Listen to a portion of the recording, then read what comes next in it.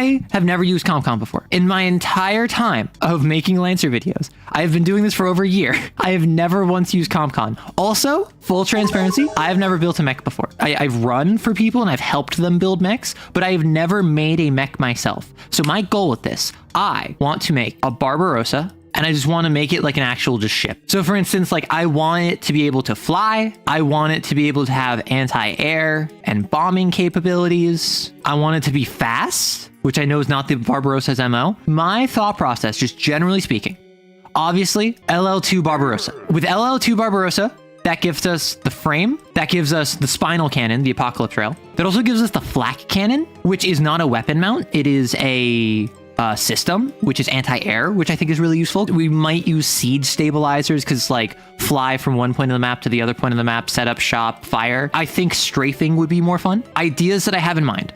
Nelson LL3 for the FTL drive. What self-respecting ship can't go FTL or near FTL? The Monarch, because we could just be like a missile boat. And I tried not to go too crazy, but like we could also go Drake for the Leviathan chain cannon. If we really want, we could have the Tortuga deck sweeper. I'm sure if we wanted to go crazy, we could go like the cannibal shotgun from the Caliban. So like, I don't know what we're doing. I don't know what is most ship-like. What's Lancer like in general? I know it's an RPG and I know it's about mechs, but I've never gotten the opportunity to play. Okay, so Lancer. Imagine you are playing a Star Wars bounty hunter working for the Star Trek Federation. That's the simplest like point at the pop culture reference comparison I can make. In Lancer, you play as a Lancer, where you are a mech pilot. I want to say 9 times out of 10, if not 10 times out of 10, sanctioned by Union, which is your Star Trek Federation. It is trying their best to be the goodest of boys government. Union is the government, and they have all of the Milky Way effectively under their control. Not quite, but like effectively. Your job is to go from the core worlds that have like a really strong Union control, go out to all the random planets and solve problems there. Your job is that in all the shipping lanes where ships are going and getting attacked by pirates, you have to go rescue the ships. Your job is that you're playing a D&D style adventuring party. You're playing Star Wars style bounty hunters. You're playing freelancers who are nonetheless in an exclusive contract with the government. Okay, so full name or primary alias. Full name, John Lancer.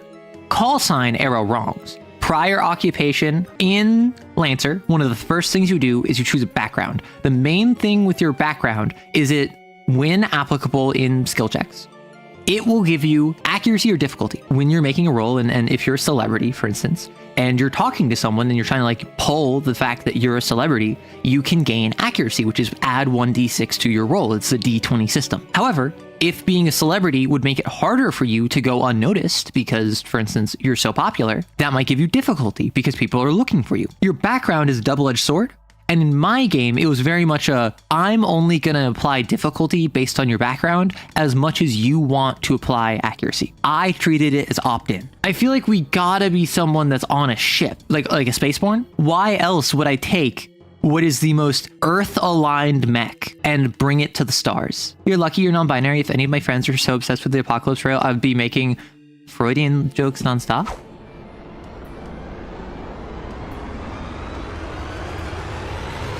Why? Is that like an envy joke? So with the background, I think it's got to be Spaceborne. Wait, so mechs are also spaceships? No, Grot, they aren't. I'm trying to do a weird build. The thing with Barbarossa is that it has a speed of, I believe, 2, and it has a bunch of stuff where it's just like, anytime it needs to make a check to maneuver, it gets 1 difficulty. It can't be pushed over by other characters that are smaller than it. It can be used as hard cover. It can physically block off shots from people next to it because it's just so huge. Like, do you see this is the size of a person? Imagine how big this thing is. So what we're doing is that the mechs can't fly natively. A couple of them can hover. Fewer of them can fly in bursts. But there are a couple abilities. There are a couple features you can pick up that allow you to fly. For instance, there is the SSC core power that allows you to, I think, take on heat to fly for a turn. There is the ace talent, which allows you to fly whenever you boost. Like, there's stuff out there that allows you to fly momentarily. My goal is I want to get to the point where every single movement I can fly, I want to like bump up my speed. So instead of moving 2 per turn, I can move like 5+ per turn. What LL are we working with? I think we start at LL2 and then work up from there. I think we start at LL2 Barbarossa. I know for a fact I need to start with Barbarossa. Then I think we just kind of build and see what's the smallest LL we can get a reasonable ship. Pilot skill triggers. In Lancer, 70, maybe 80% of the system is devoted to mech combat. Like 20, 30% is devoted to non-mech combat. Your skill triggers encompasses all of your stuff outside of mech combat. If I take the skill trigger, survive, anytime I need to do something out of my mech that involves surviving, so that might be like survival from D&D 5e, that might be medicine, being able to fix the AC unit on a ship, that might be able to like MacGyver jury rig a mask when poison gas is coming in. I'm very liberal when it comes to the definition of survive, take control, get somewhere quickly. Like I let my players be crazy with that. When you take this, it starts at a +2. It starts where anytime I make a roll, because remember, it's a D20 system, you roll 1d20 plus all of your stats. This gives a +2 to it. However, if I take apply fist to face and assault, and then I run up and I punch you, I can only apply one of them. So I cannot get +2 and then another +2. I can only get a single +2. And then as I level up, as I increase in LL, I will be able to increase my +2 to a +4, and then a +4 to a +6. But I can't go above a +6. And also, I can always choose a new one. So for instance, if I take apply fist to face, assault, blow something up, and survive, I can then, when I level up, I can make survive a +4, or I can grab take control. Let's look through all of these. What do we think would fit a pilot, a spaceborne, someone that is taking a land-dwelling mountain of a mech and trying to put it in the space? Apply fist to face. Probably not. Assault. Maybe. Blow something up. I think definitely. Survive? Maybe. Take control? Maybe. Like a captain. Threaten? Might be good. Act unseen or unheard? Definitely not. Get somewhere quickly? 100%. Show off? I think. I think stay cool is also very important for a captain, though. I feel like it's show off or stay cool. One of these two. Take someone out? Maybe. Hacker fix? Potentially. Inventor create? Probably not. Investigate? Probably not. Patch? Probably not. Read a situation? That could be good. Spot is probably really good. Charm, maybe. Get a hold of something, maybe. Leader, inspire, or pull rank.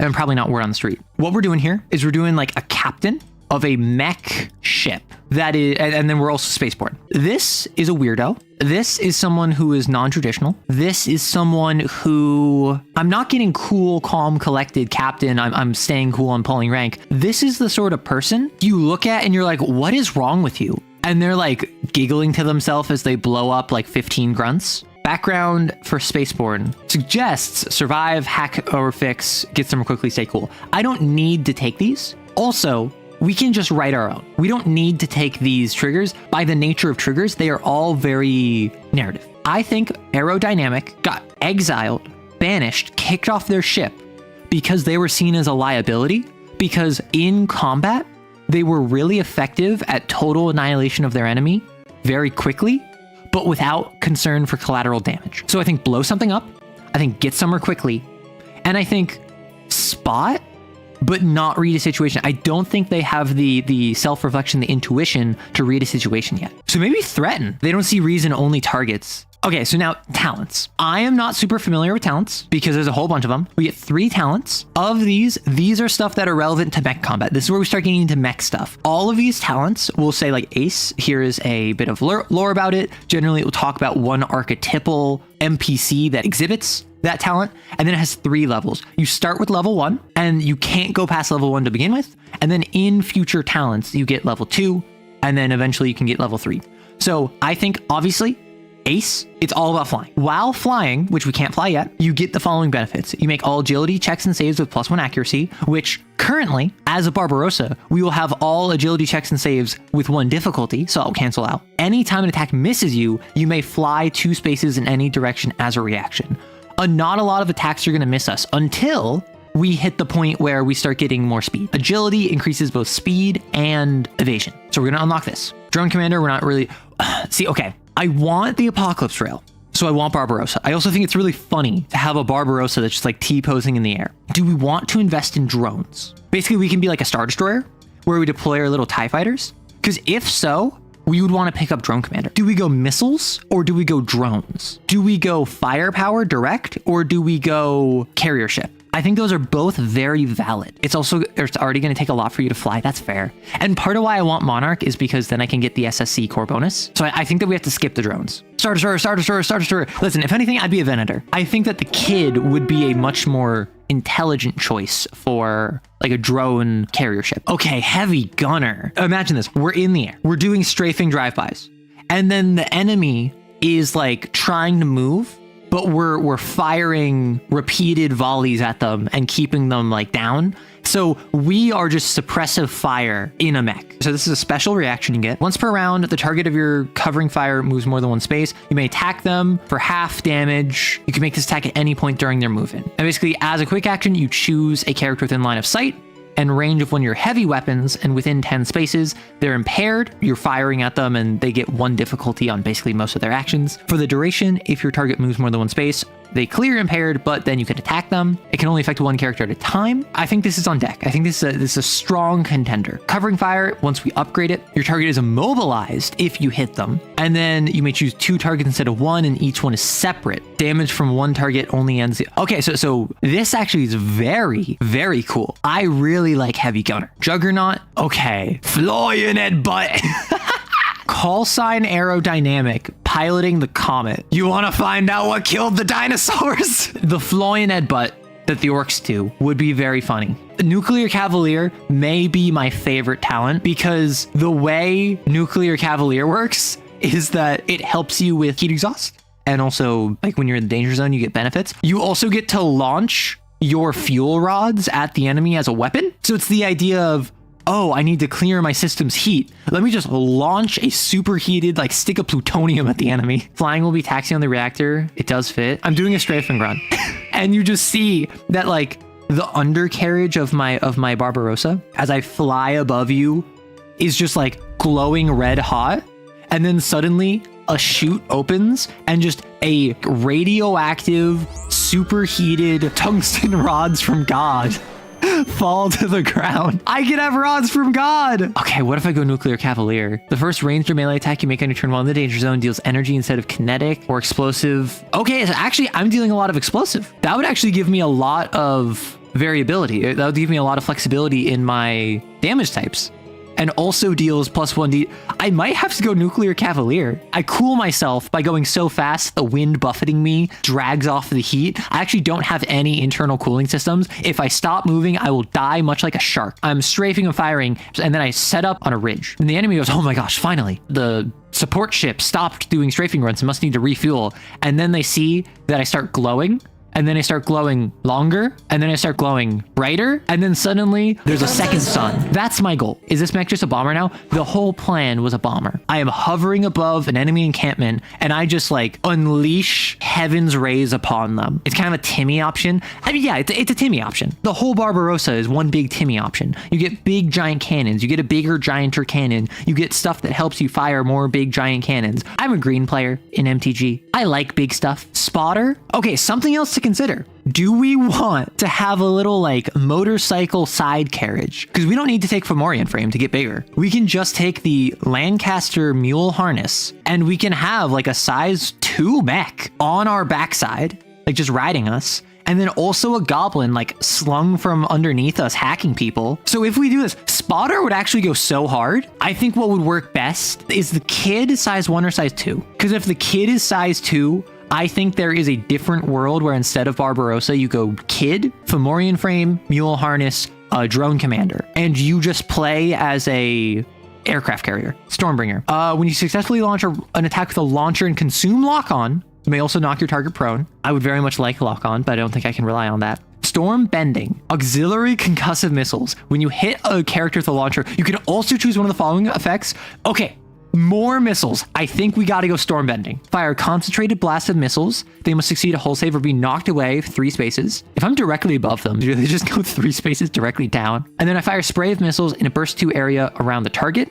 characters must succeed an agility save or be knocked away. So it's either I push one person away or I choose multiple people away. What if I go heavy gunner for covering fire and Stormbringer where I go storm bending? I am here to disrupt the enemy formation. Like, how do we feel about that? Storm bending and torrent is what I'll love. Torrent, gain a torrent die 1d6 starting at 6 whenever you use storm bending. So basically every time or once per round whenever I hit an object or character. Lower the value of 1 to 1. When it reaches 1, you may reset at 6 and make a massive attack. Target a character within line of sight, range 15. They must succeed on an agility save or take 2d6 explosive, become stunned, and be knocked prone. On a success, they take half and are knocked prone but not stunned. Okay, yeah, I see why people suggested that. You almost never go for torrent unless I'm only using a lot of attacks. I mean, my plan is to just like barrage. Yeah, do a bunch of covering fire and long range grunt deletion, then do apocalypse trail. That's what I'm thinking. I think I'm gonna go Stormbringer, heavy gunner, ace. 2 mech skills. It's gotta be agility. Cause like we want speed, right? I think that we're also gonna need systems. This is gonna be very tough on our systems. And engineering for heat, funny enough. Add new mech. So I'm starting at LL2. I'm gonna just build this character at LL2. Licenses, Barbarossa. I want to build this character somewhat like reasonably. So I want to like just start at LL2 because I know it's going to be Barbarossa and then like one at a time from there. Mech skills, it's gotta be more speed. Because now we actually have like a 4 speed. That's a non-pathetic speed. Talents, I was gonna go ace. I think I start by actually maxing out Stormbringer. Am I crazy for that? Like, I understand that my whole thing is flying. I think I go 2 and 2 actually. When you boost while flying, you may move an additional 1d6 spaces. I need another trigger. I think get somewhere quickly and I think blow something up. Because we're about speed, we're about blowing stuff up. Now, I can make a Barbarossa. Ship names. And no, I don't mean like Rorston Wrights. I mean, what would a ship be called? Because I feel like that's the naming scheme. Click on the random as funny things. The final act of time and reason. Okay, we gotta call it that. So I have the license. This is all the frame traits of the Barbarossa. So heavy frame, it can't be pushed, pulled, knocked prone, or knocked back. Oh, I forgot it's resistant to explosive damage, which is really nice. Adjacent characters can use the Barbarossa for hard cover. Lull, said aerodynamic Lamau, and it also receives 1 difficulty on all agility checks. Don't even matter when we got like a +4. This is our stat line.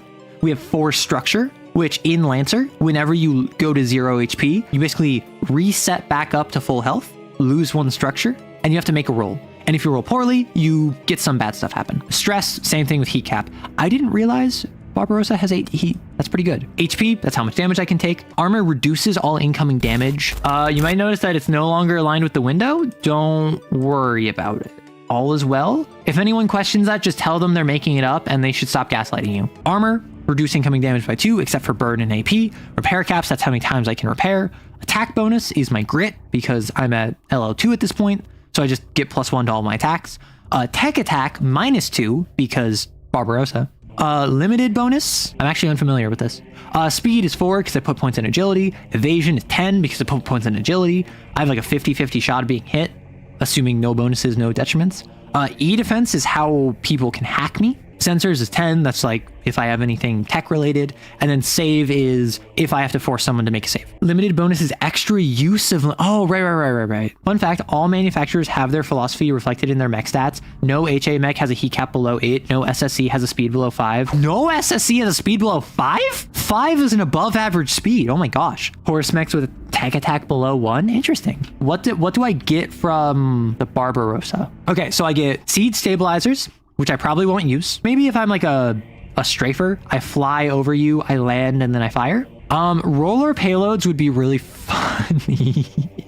Okay, roller grenade or bouncing mine. 2 system points. How many systems points do I have as a Barbarossa? I have 6 SP. I'm thinking, so I need a flight unit, 3 system points. I may choose to count any or all of my movement as flying. However, I take size +1 heat. Oh my gosh. I didn't realize it was a size thing. I'm size 3. I have 8 heat. So if I activate flak launchers, agility save or land, you ain't flying, you're becoming a second sun. Crazy idea. Type 3 flight, flak launchers. I have 1 more SP. Custom paint job, very funny. Whenever I take structure damage, so I hit 0, and then I have to like reduce my structure by 1. Roll a d6. If I roll a 6, I return back to 1 HP. I don't reduce my structure because I simply scratch the paint. Imagine I do a fly-in headbutt and I launch down into them, and then I say like, don't worry, I just scratched the paint. Oh, expanded compartment. One additional non-mech character, non-mech of or object of size 1/2. This would, if I'm a passenger ship, if I invest in the expanded compartment and the mule harness, and I look at the ramjet, until the start of my next turn, I can move +2 spaces, gain knockback 2, and then I must move my speed in a full line. So if I activate ramjet, which is what, heat 2 on self, I could activate ramjet. I could fly if I'm at speed 5, so I get +2 on my boost. So if I move and I boost, I would be moving 5, 7, 12 in a straight line, all flying, and I would take 6 heat. How effective is 12 movement for 6 heat? That doesn't sound very efficient. Actually, core bonuses. If I go all theater movement suite, a popular modification, pulse jets, I may choose to count any and all movement as flying. However, I take 1 heat at the end of my turn. I jump up to LL5. I take 3 levels of Monarch. I get a bunch of missiles and the all theater movement suite. I drop the type 1 flight system. I spare myself the heat. I spare myself the 3 system points. Let me build the character at LL2. Main weapon, heavy weapon. I want a launcher, missile rack, which I think is auxiliary, and then rocket propelled grenade, which is a main. Must be reloaded, can only be fired before taking actions. I have a question. If I end my movement in air, do I fall? Wait, I see an issue. Does armor protect from falling? I think what I do at LL2, this is gonna suck. So I think rocket propelled grenade, and I think second, different rocket propelled grenade. And then for heavy machine gun, my heavy machine gun is my auxiliary. How do we feel about that? This is, I am heavy weapons guy, and this is my ship. Let me take you through the tour. John Lancer, call sign, aerodynamic. A spaceborne who has 2 levels of Harrison Armory. All about agility, all in agility. That's all we care about here. Core bonuses, don't need none of those. Talents, we're bringing the storm down. We're an ace. We have covering fire. With my heavy ranged weapon, my machine gun, within 10 spaces, they're impaired because I'm just like firing nonstop at them. The Iron Giant. You cannot push, pull, knock prone, or knock me back. I can't be knocked prone. I am safe from being knocked out of the air, question mark? Okay, so heavy frame actually is like putting in a lot of weight here, literally. Is the goal to just be flying nonstop, hovering all the time? Yes. I understand that is not feasible. I have resistance to explosion damage, so if you try to just blow me up, that's not going to work. You need to like kinetic me to death, but I have 2 armor. And I am faster than I am stable. Nexter said to fly like a rock. No, I understand that. I understand. And what I'm doing here is I am doing the perfect beginning of a pilot who wants their mech to fly, but doesn't have flight units built in. All I have is thrusters on my back, armored core style, then I'm just launching myself vertically, firing my RPGs and my heavy machine gun at you, and then falling to the ground like a comet. My goal is to be a jet fighter. My goal is that I fly past you and I can't stop. So I have the Apocalypse Rail, because it's a ship spool weapon, 2 RPGs, and a heavy machine gun. I have a flight system, which I can only activate once before needing to stabilize.